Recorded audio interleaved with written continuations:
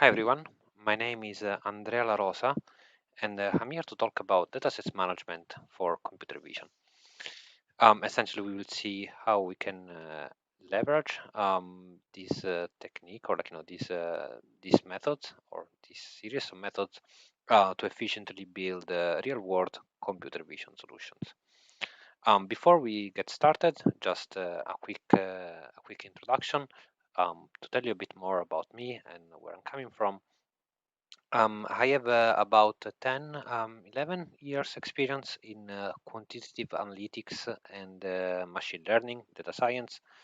I spent the first 5 years of my career working as a quant in finance, and in the last 5 years I've been working in machine learning and data scientist as a senior lead data scientist for companies across industries.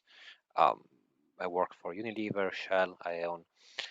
In the last 4 years specifically, I've been focusing more on deep learning um, and computer vision, especially.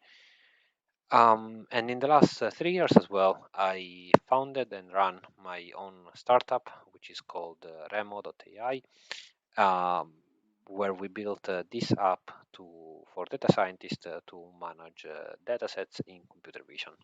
Surprise, surprise, given the topic of this talk. Yeah, enough with the introduction. Let's get into it. So let's first see what we will be discussing. So I will first give a quick intro just to set the context. So essentially, I will be just mentioning what is computer vision. I guess most of you know about this, but just yeah, quick note here. Then we will quickly move to highlighting some differences between deep learning and classic machine learning. Not so much in the techniques, but rather in the approach and what this means for us. Um, Building on this, we will see what feature engineering looks like in the deep learning world, and then we will essentially compare what computer vision looks like in the academic world versus the real world. Um, so real world here is not to be seen like indicating that the academia is like this fantastic abstract world. Actually, we owe a lot to academic work, and I mean all that we do in the industry is built on top of what's been done by researchers. Just the use cases are a bit different, so we will see that there are some things that we should look out for, and they are not falling in the trap of thinking that we're doing outright research. Then yeah, we will get into the meat of the presentation, which will be essentially we will see how datasets management can have a real impact for us. So how we can enable us to deliver better solution faster. So there are three parts to this. So the first part will be essentially about disentangling the business goals from the technical know-how that we as data scientists and machine learning practitioners have. So for this section, I will briefly explain what I mean with this, then why it matters and how to go about it specifically using datasets management. The second use case, or let's say part of the workflow, will be building on top of the previous one, and we will see essentially how to express assumptions and hypotheses on our datasets and on our model, on our essentially domain problem in our domain, and how to control for specific corner cases that might affect our performance. So again, we will see we will see in a bit what I mean with this, why this is important, and how to do it via datasets management. Finally, we will touch on the concept of data drift. So this is something that affects us usually after deploying a model. So we unconscious that in many real life projects you actually don't see this because oftentimes the models are never get deployed for a variety of reasons. Yeah, so anyway, we will be seeing what I mean with the data drift. Why do we actually care about this? And finally, how to deal with it. So here you can see that I say real answer, I don't know. And the reason for this is that essentially I don't think there is necessarily one final way to deal with it, or one way that is certain to work. This is often the case, of course, in data science and machine learning. But yeah, anyway, I will be presenting some thoughts on the approach and how I personally dealt with this in the past. And yeah, we will see once we get there. So enough with the introductions, and let's get started. So let's see quickly what is computer vision. So here we can see this nice picture of a dog. Often in these presentations in the tech world and on the internet in general, there are a lot of cats. I think that's not fair at all towards dog. I'm definitely a dog person. So yeah, so I thought in this presentation we will be using dogs more. But yeah, so computer vision essentially it's yeah, as I guess a lot of you know, it's about recognizing things from pictures. So it's about creating this algorithm that can recognize objects in pictures or in videos, objects, or essentially make sense of pictures, let's say. In this case, yeah, we have this dog, so we have our model that will tell us that this is a cat. So this is yeah, bad jokes, but just to say that it's often the case that models can fail, of course, and that's a part of our job to make sure that they don't, or that if they do fail, they do it in a nice way that we can handle, essentially. So moving on, let's see some differences between deep learning versus machine learning.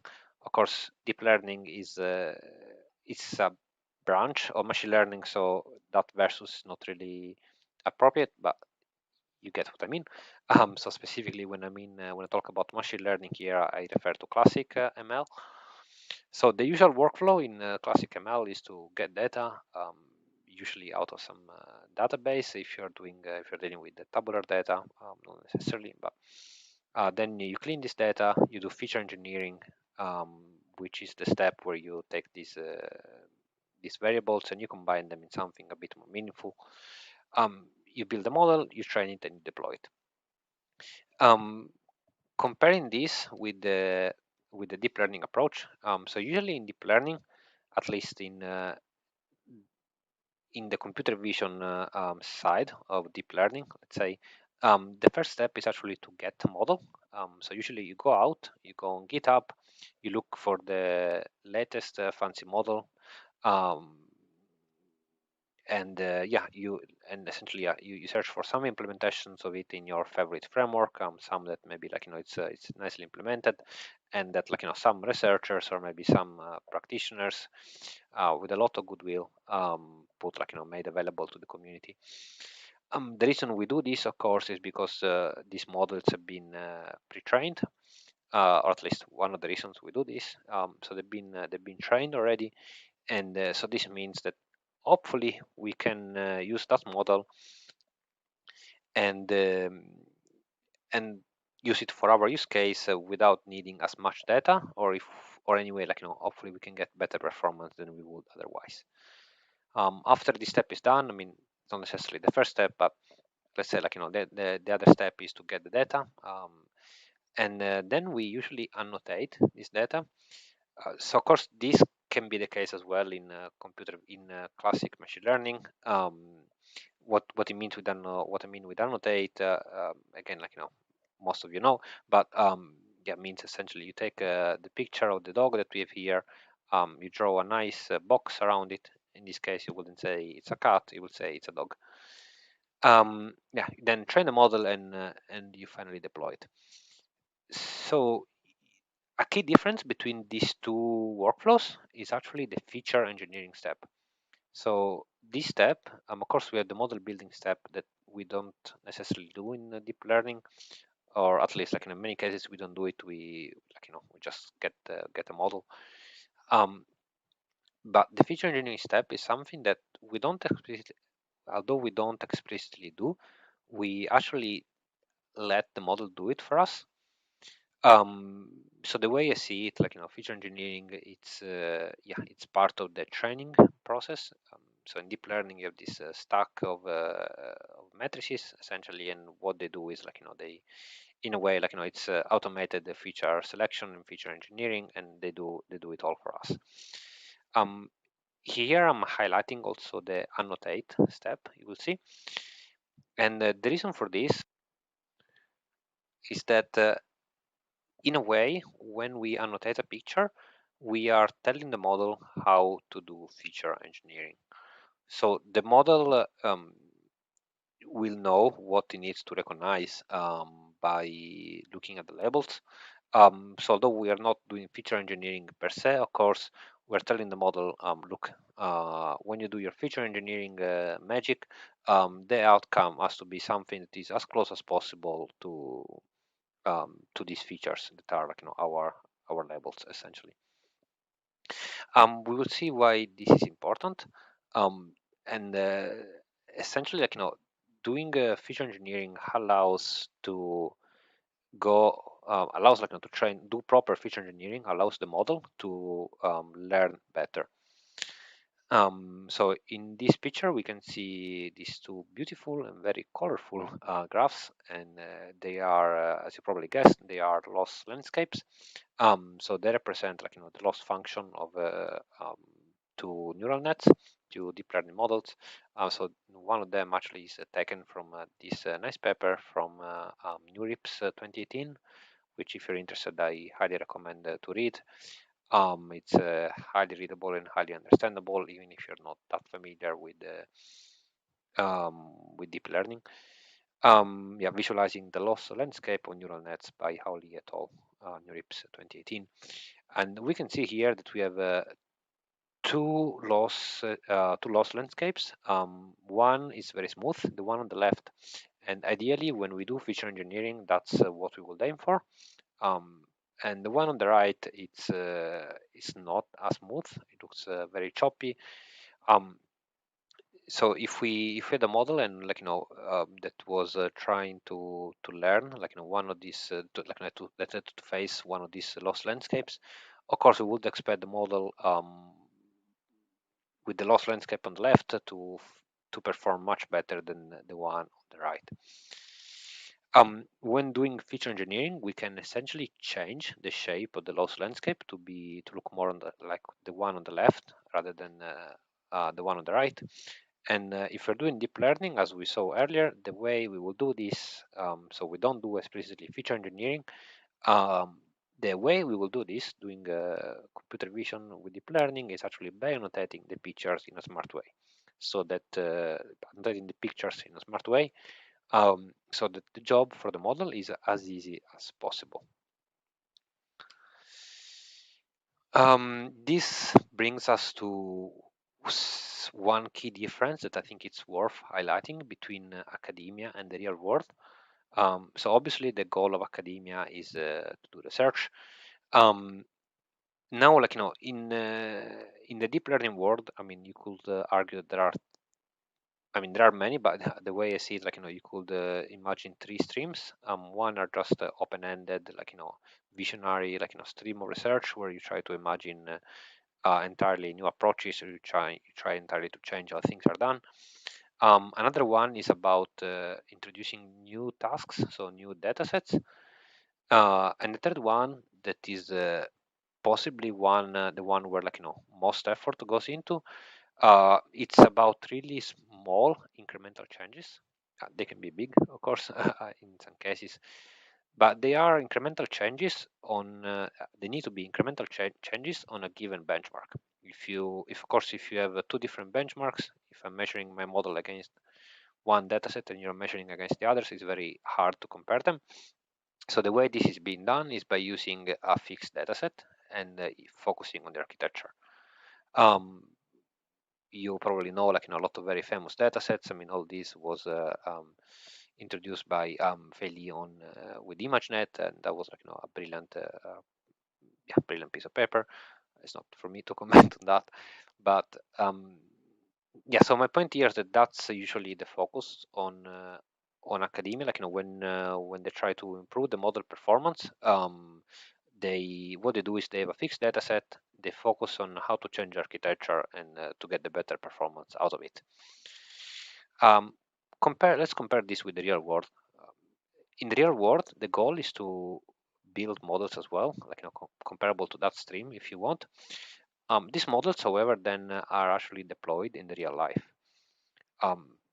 So our goal as data scientists is not necessarily to build the best possible model in absolute sense, but it's actually to build not even the best model. I mean, I was about to say to build the best model for the given use case, but it's actually to build the most efficient solution, let's say, for the given use case. So that could be building, like, something that is fast, something that we can build fast and that doesn't deliver 90%, 99% precision, F1, whatever, but that actually, like, maybe something that takes, like, 3 months to build, maybe something that we can build in 1 week and delivers 80%, and it's just a proof of concept. Of course, that depends on the specific yeah, on the specific project, on the specific timing.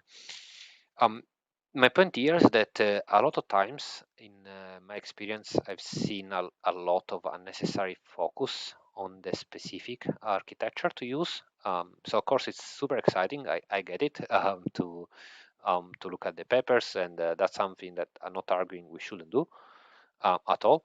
But I'm saying that if we are after the low-hanging fruits, that's not it. It's not getting the latest architecture. It's not necessarily, like, going and finding the best optimizer to use. The possible, like, lowest hanging fruit is actually the data itself. The reason for this is that when doing real world applications, differently from the academia use case, our task is not fixed. We will see this more in the next yeah, in the next slides, but essentially it's not like the business comes to us and tells us, oh yes, you need to build this efficient depth model using I don't know, these channels and all that, right? I mean, they come to us and they say, I have this problem, like, how do you solve it?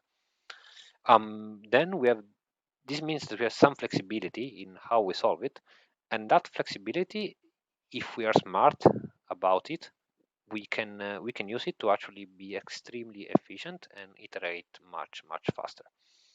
If we can do this actually also has the added benefit that, like, we can spend the right amount of time on focusing also on the architecture later on. So let's see what I mean with this a bit more in details now.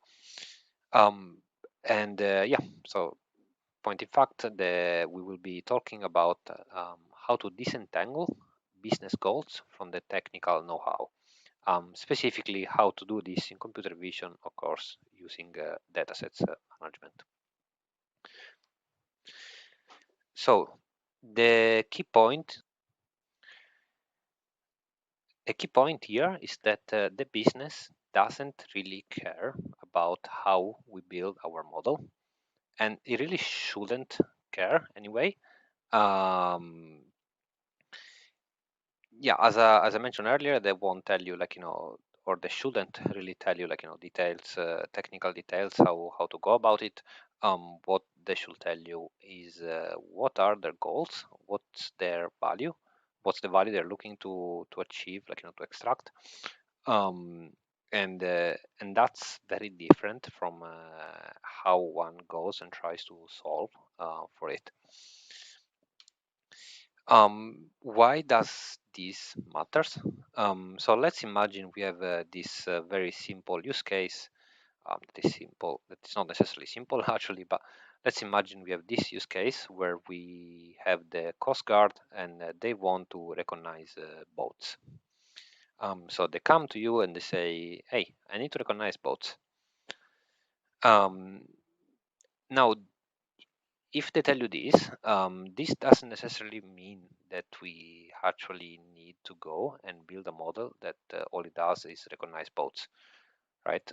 All it means, assuming that their goal is actually to just recognize boats, what it means is that we need to tell them that information. How we do it, what other things we do, like to get there, it's not necessarily their concerns, as long as, of course, we are efficient in the way we do it. So in particular, something we could do is we could build a model that doesn't recognize only boats, but also recognizes surfers and swimmers. In this case, in these pictures, we can see that we have the boat, but we have also a lot of people, and we have also a surfer in there. Actually, I think it's that's a wakeboard, but yeah. Anyway, um, and yeah, so we could build a model that recognizes all these things, and it's very possible that the model will actually perform better than a model that recognizes only boats. The reason for this is that maybe the model gets confused by the people in this picture. Maybe that's not necessarily the best example, but we will see some examples later.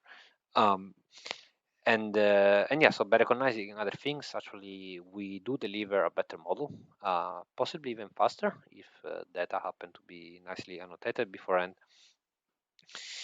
Um, so how do we actually action this? So how do we actually go and think and understand how to disentangle the business goal from our technical know-how? So that's not necessarily trivial. So it might seem trivial, but it's not always the case. And actually, I have seen a lot of times, and me myself, I failed to do this a lot of times, or I wish I'd done it better. So the first step is to really understand the end business goal. Now, the trick might be that the actual end business goal is not the same as what the business goal that you are being told. So going back to the example of recognizing boats, uh, all in all, it's not likely that the Coast Guard cares about the boats itself. The real business goal for them will be something else, right? It could be that um, they need to recognize boats because they want to make sure that swimmers are not being hit by them, or maybe they want to detect if there are some illegal activities. Could be a variety of reasons, right? But that that that reasons are the actual and business goal. Um, Now, the one tip that I picked up and that I learned that seems to work particularly well is actually going and asking about what's the value that they're trying to derive. So after you pass them the information about what's like after they tell you, yeah, I want to recognize boats, you ask them. Uh, you ask them yo, I tell you where the boats are, but how will you use this information? Um, and understanding where they are deriving value helps to really isolate their true end goal from anything else, essentially, from even from the concept, in this case, even from the concept of using a camera, because if their goal is in this case is to detect illegal activities, a camera and pictures are just one way to go about it, right? um, of course, I mean, this is outside again uh, the context of this topic, but to a smaller degree, the same applies to us. After the business tells us what's their true end goal, the second step to really disentangle that from the technical know-how is to understand the domain. Understand the domain means understand all the surrounding natural context. Um, um, so in this case, understanding, for instance, where the pictures have been taken, So it could be that I don't know, maybe there is somebody on the beach that takes these pictures. Maybe there are some security cameras. Maybe they're coming from another boat. Maybe they're coming from a drone. These are all questions that would help to essentially clarify the problem, like crystallize the different components. Another item here, it's possible background noise.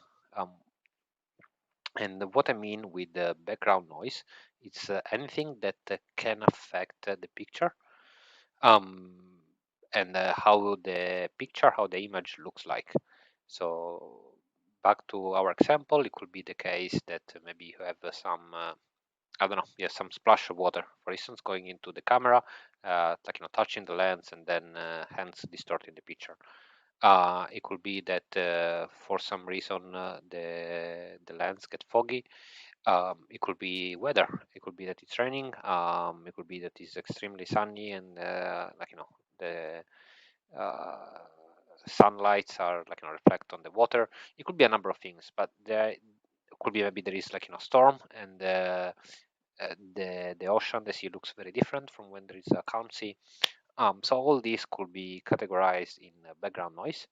And again, it will help us to understand better how to approach it essentially and separate um, essentially the different components. Another thing that we touched on already are the other possible objects or people, beings that appear in the picture. After this has been done, essentially we can finally formulate some experiments. So in back to this case, the formulate some hypothesis, and from this we carry on some experiments.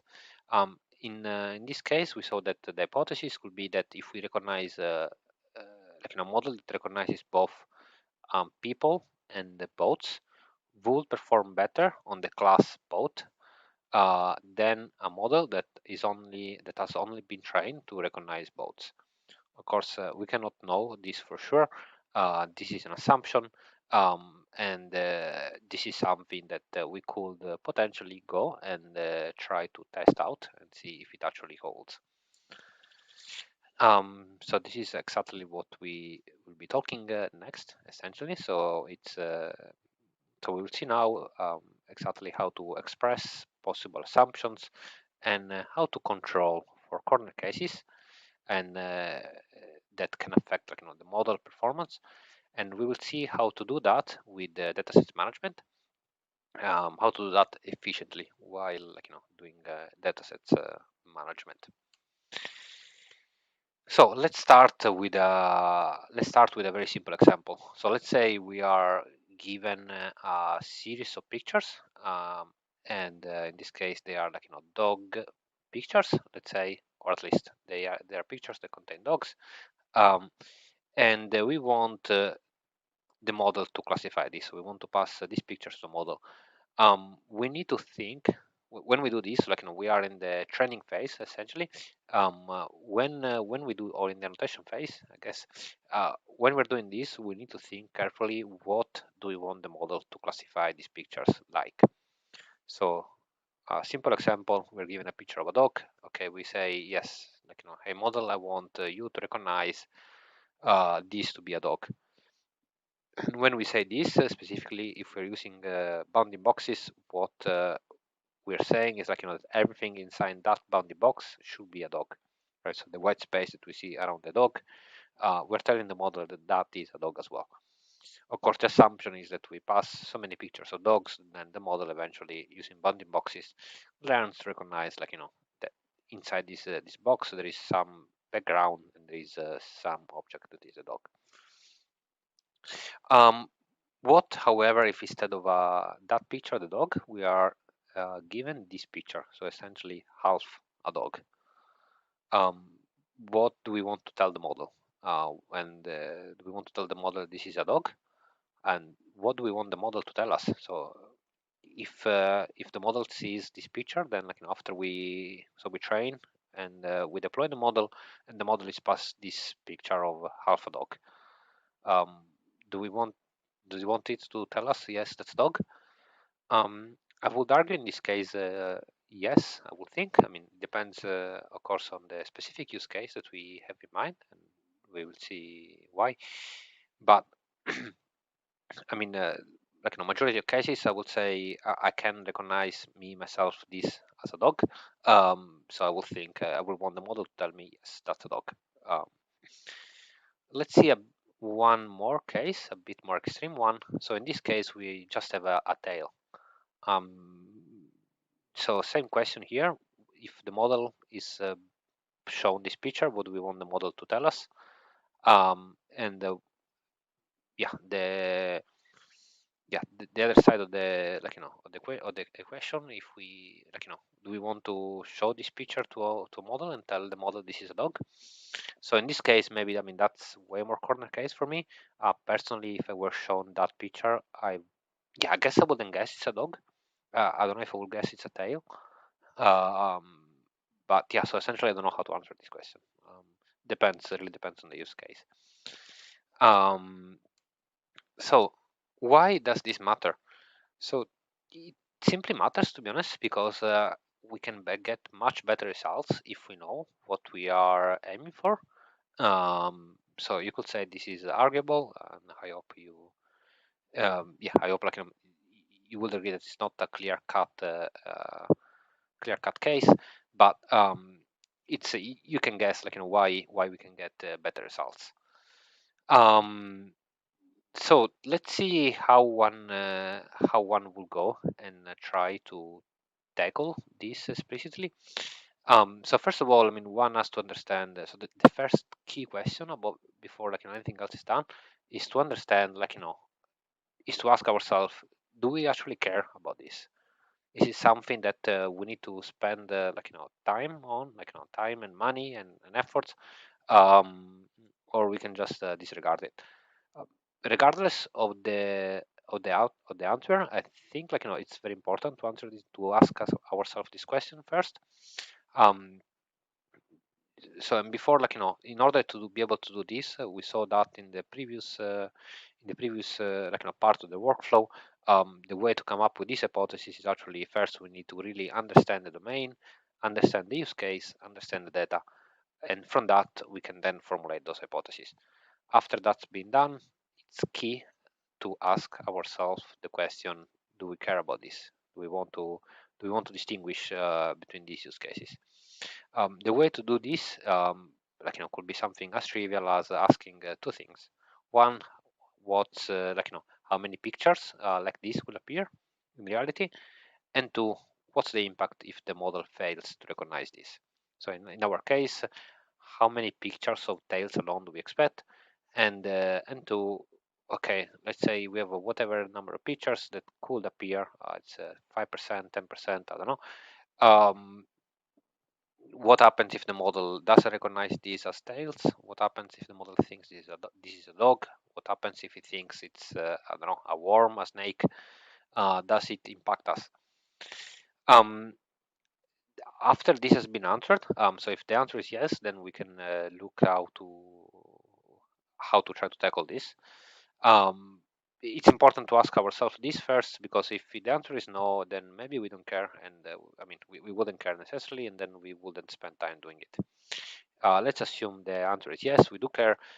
So in this case, the way to do this, so essentially we will need to formulate some experiments. We will need to formulate some hypotheses and run some experiments. And specifically, the experiment will be what what can we do? What can we recognize with how much accuracy? What if we tell the model that to distinguish between a tail and a dog? What if when we talk about the dog, should we just pass the full picture of the dog, or should we just pass the dog without the tail? So these are all the cases that I've written down in this slide. The best way to approach this, in my experience, is actually to try and be clever and annotate and essentially use data and annotation to express these hypotheses. And the way we do this is that we annotate the pictures using the maximum possible granularity. So what this means in this case is that we annotate both the full dog as dog and the tail alone as tail. If we do this, then of course, this is manual hard work. We could possibly use a model to do it, but after this is done, then we don't need to, or at least for this specific problem, we don't need to go back and touch the data, because we can we can just manipulate the notation and formulate run our experiments using the existing annotation.